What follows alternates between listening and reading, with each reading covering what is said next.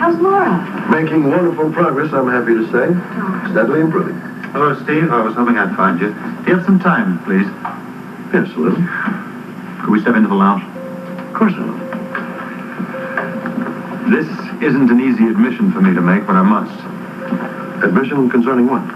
Sit down, will you, Steve?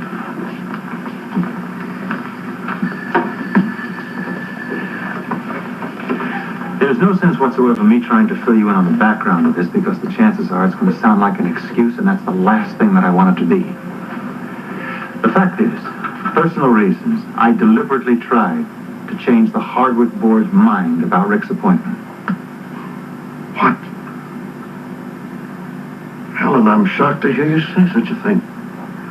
I said it wasn't an easy admission to make. But following that, I also must tell you that I am doing everything in my power to undo any of the harm that I have done. And that also includes dealing with those personal feelings that caused it in the first place. How do you mean? Well, I've already spoken to Larry Forsythe, and I have told him in no uncertain terms that I still believe that Rick is the best man for the job.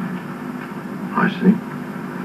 Larry has promised to take another vote with the board and see whether they'll reconfirm our original offer to Rick. That is the easy part, Steve. Go on.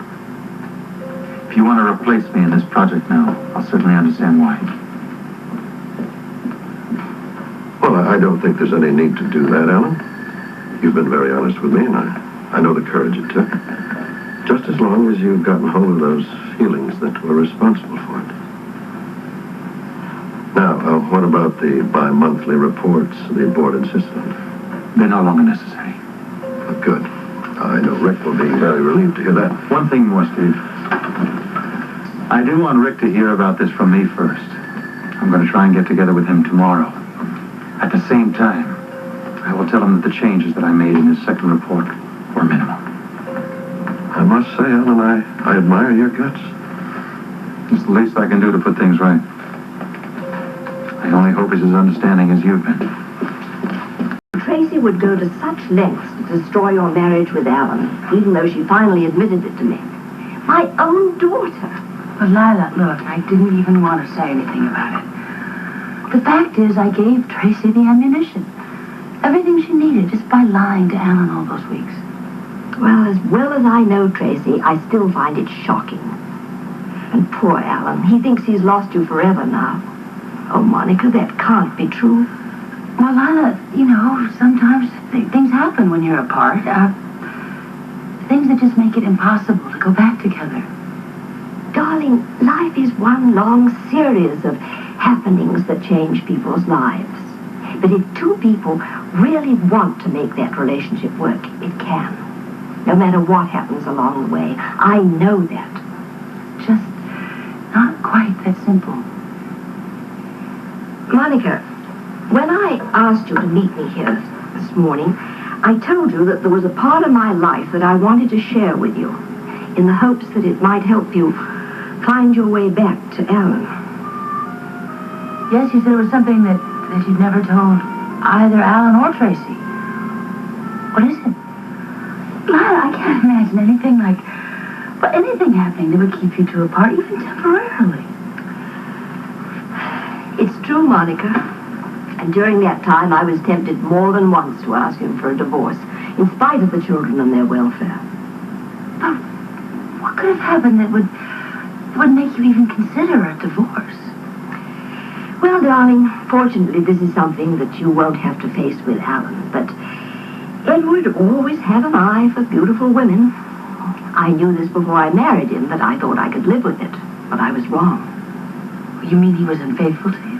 Oh, more than once, dear.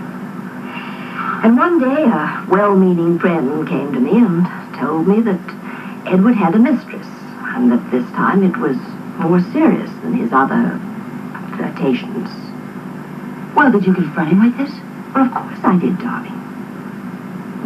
And he wouldn't give her up? Well, I'm afraid that it was rather more complicated than Edward just going to this woman and telling her that it was all over between them. Why?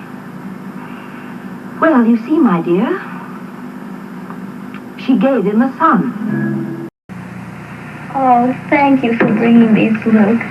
I was really very surprised. Well, it's just that I wanted you to know that I miss your smile on the campus. The truth is, it's not the same there without you. Well, thank you. That's very sweet of you. How about you? How are your classes going? Oh, they're going very well. I'm hoping to add a couple of courses for summer semester. Oh, you're going to go ahead and enroll for the summer term? I'm planning to. Oh, I think that's wonderful. I really admire you for that. Well, I'm a little slow in catching on to some things, but sooner or later I usually do. Like what? Well, it's just that I've always felt that I've missed a lot of life because of my upbringing. And lately I've thought that maybe, just maybe there is a chance for me to have some things. I mean, there are a lot of things that I can do if I try. Maybe it's hard for you to understand because our upbringings are so different. No. It's not hard for me to understand at all. I thought about a lot of things last night. You know, Bobby came in to see me yesterday, and she said a lot of things that I know weren't easy for her to admit. I was really very touched by it. And then, after she left, I started thinking about how much harder it's been for Bobby to get where she is in life than it's ever been for me. Laura, if it's all the same to you, I'd like to leave my sister out of this conversation. I know that the two of you have never been friends. Well, oddly enough, we were. We were very close when she first started out as a student nurse here at General. But all of that changed because of Scotty. But who knows, maybe someday, far enough down the road for things to be forgotten, maybe we can be friends again. Well, if that's what you want, I hope so. Well, I don't like to be anybody's enemy. Oh, excuse me. Well, that's okay. I have to be going before you get too tired. It's nice seeing you, Laura. Get well. Look, I hope that you get strong enough soon to come back to the disco. And your first night there, anything you want is on my tab. Well, that's very nice of you, Lou, but I'm afraid I'm not going to be able to take advantage of that invitation. How come? Well, Scotty hates discos. So, from here on in, I only want to do the things that Scotty likes to do. Because he's going to be my life and my future.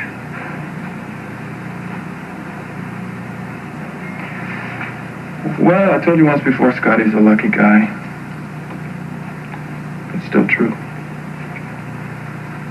Thank you. I think I'm pretty lucky, too. I guess you're both lucky. Take it easy. Mm-hmm. Get well. Come back to school. Oh, as fast as I can. So long. Bye-bye. Oh, would you do me a favor and make sure that Scotty's tie is straight? He doesn't wear one very often, and I always end up fixing it for him before we leave the house. Well, consider it done. Oh, would you give him a message for me? What? Please tell him that I don't want him coming back here after the reception to see me. He has a lot of studying to do, and that comes first. He can see me tomorrow. Now, the tie I can handle. Telling Scotty that he can't come back here and see you, that is a whole nother story. But I will give him the message. Good. The most important thing to me right now is Scotty's graduation. Because after he's out of school, we can be married. Well, you sound pretty confident. Oh, I am. I'm sure that the only reason my father wouldn't give us permission was because of all the problems that he and Mother were having in their marriage. But now that they're back together again, I'm sure he's going to approve. That's wonderful news. I'm not Monica, haven't you noticed? Notice what? Ever since my operation, I've noticed that my parents are starting to look happy again, like they used to.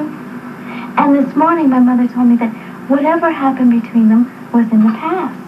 And she seemed really hopeful that her marriage was going to work again. Well, listen, my darling, I have to get back to Gail's. I'm going to have to start helping her with the wedding. Wait a minute. I just have one more thing that I have to tell you. Well, Laura, I really do. I have to go. Please, Monica. You of all people have to know this. Why? Because I blamed you all along for the fact that my parents were sleeping in separate bedrooms.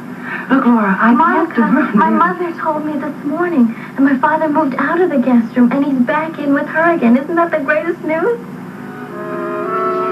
Look, I'll give Scotty your message, okay? Thank you.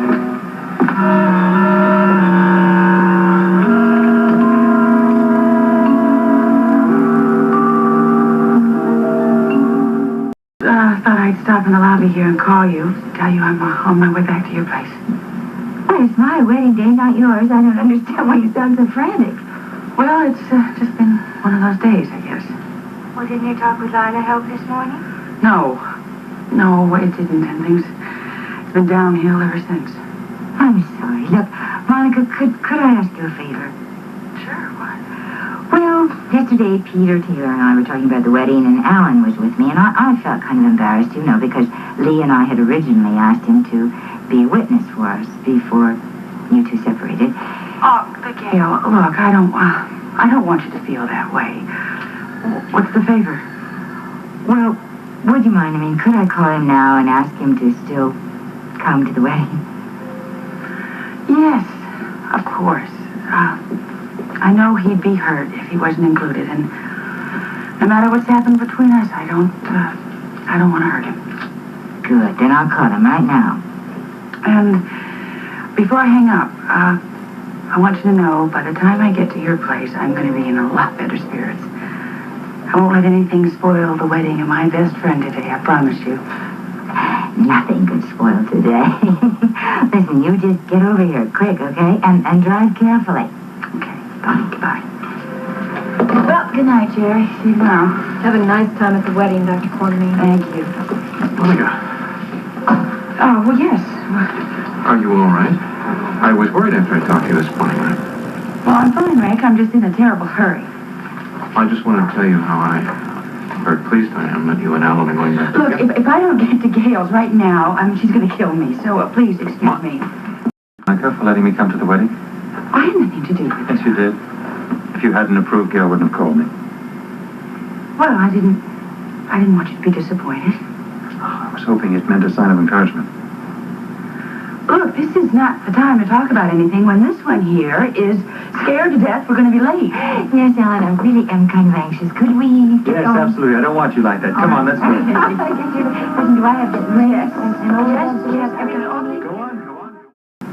In sickness and in health, till death us do part. May we have the rings, please?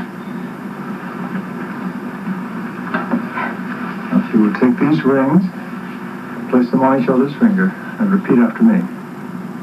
Accept this ring Accept this ring as a symbol of my undying love. as a symbol of my undying love. And now that the power invested in me by this state, I happily and very proudly pronounce you husband and wife. Lee, you may kiss your lovely bride.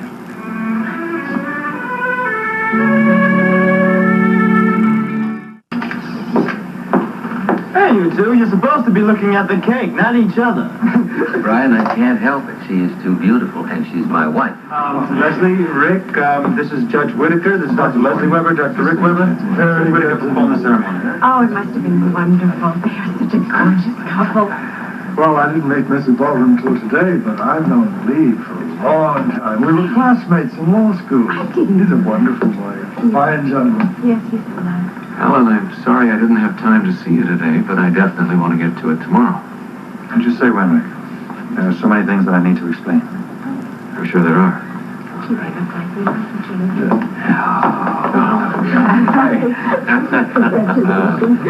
you, dear. I'm so glad you could come. We wouldn't have missed it for anything in the world. May I kiss your bride? Well, of course, I'm not the jealous type. Yet. Oh, good. Give him another hour. Thank you. Best of everything. Thank you.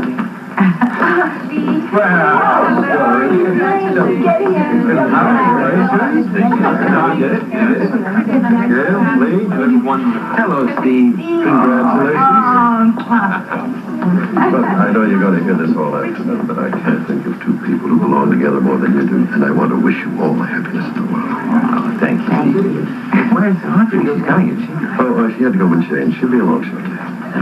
Now that everyone has their bubbling, except for Lee and myself, with our straight punch, who's going to propose a toast? Oh, Brian, let's wait for Scotty. He wanted to make the official toast.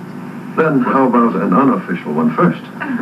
Ladies and gentlemen, a toast to love and the institution of marriage, and what it can do for two people who truly belong together. Oh, thank you. Thank you.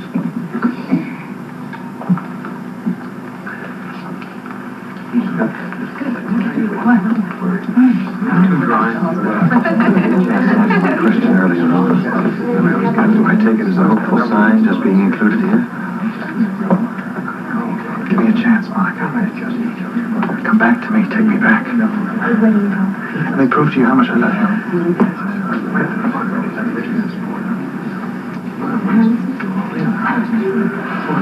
I've been doing a lot of thinking, and I'm willing to at least give it a try. You won't be sorry. I love you so very much. You made me so happy. I hope you'll always be that way. I know I will. I'd given up hope. I felt so lost and desperate. I just know that feeling.